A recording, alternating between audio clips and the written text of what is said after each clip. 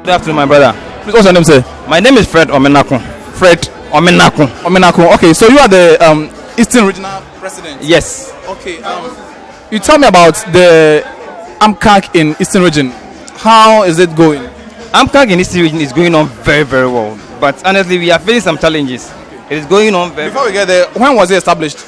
It was established, officially launched in 2018. 2018. Yes. Okay, so that's about, I think, 5-6 years ago. No, it's like 4 years ago. 4 years ago now. Yeah, 4 years ago. Okay. All right. So celebrating our 5th anniversary. Wow. Yeah. So how about participation? Are people responding?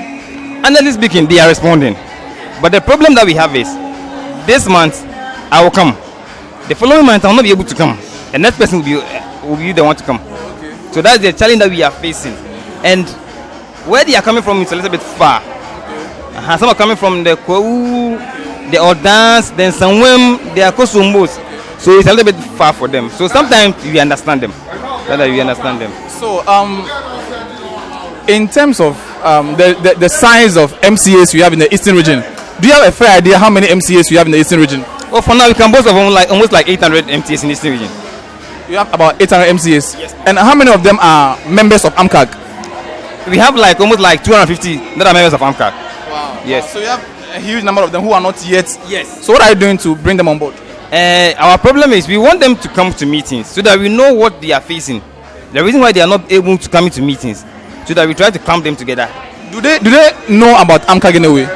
All of them are aware of AMCAG, because what we do is anytime they are writing their final exams, we the executives go to there, we talk to them. Okay. We introduce the association to them, whether new or old. We introduce it to them, so they are aware. They are all aware. So they haven't joined. Are we saying it is a question of distance or willingness? It is question of distance. Distance. Okay. And their bosses not giving them the chance to come to the meetings, because some of them are at the hospitals and at the various shops, pharmacy shops. So sometimes it's hard for their bosses to release them for them to come to meetings. So tell me some of the challenges the members are facing. They have maybe mentioned to you.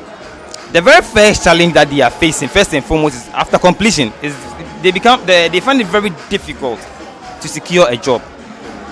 They'll be able to go to the shop, do the attachment, but immediately they want to tell the owner or the shop owner that, Mr. Man, I want you to retain me here. It becomes a problem. It becomes a very big challenge for them. So that is what they are facing. One.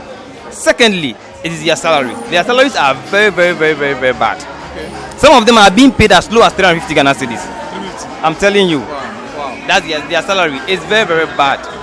And thirdly, it's the number of hours that they used to work. Okay. Some of them goes to work around at 7 and they close at like 9, 10. Wow. That's the time they will be closing. By the time they get to their houses, around 11, 12.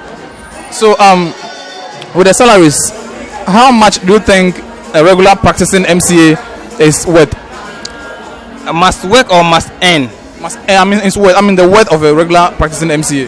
For now, we are not the ones to determine for the shops. Yeah. But at least, just try to be considerate. For instance, it's your brother, your sister. The person who eat, the person who sits in the car, transport fare, eating, accommodation, maybe clothing. Those are the basic things that every human being needs.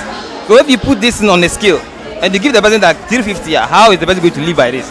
So sometimes you don't. I want you to give me a figure or a bracket. Say maybe. You understand? My brother, I don't want to commit myself. Because if I mention that figure, and maybe that will be a random one that maybe they will think that they will. But having been the president of the Eastern Regional Chapter, I think it is fair to give us an idea how much you think they should be paid. You don't think so? Me, and I'm saying give me a bracket, not even a straight figure. Just give me a bracket. Oh, a bracket from like 700 to 1,000. Okay. 1,500. 1,500 is fair enough for them. That's for entry level or a continuing MCA.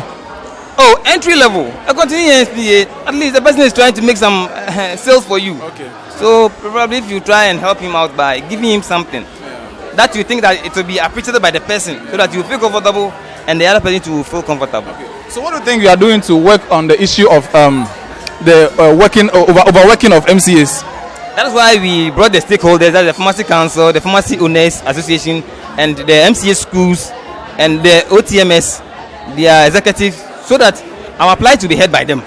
So that when we table it to them, they will know that this is actually what we are facing. Because our members have been bringing it on board. But I think that their executives are not aware.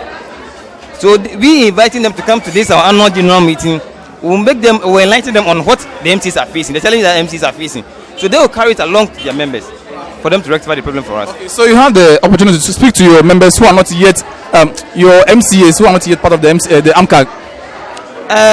My brothers and sisters, it is very good and nice to be part of AMCAG, because AMCAG is ready to take care of all the welfare of MCAs in the region, both region and national. So we treat each and everyone to come on board. We are begging you, but the begging doesn't mean that we should lie on the floor for you. We want us to come as one, so that we're able to fight the fight. Me, as a president, if I'm fighting and I look back and I see a huge number of members behind me, I try to fight. Even if I'm dying, I try my possible best to do what I can do. But if I turn back and I see that there's nobody behind me, the crowd behind me is very few, I will just lay my arm. That is what I entreat each and everyone, so that they should come. We fight for employment, we fight for our salaries, we fight for our working hours. Thank you very much, my brothers.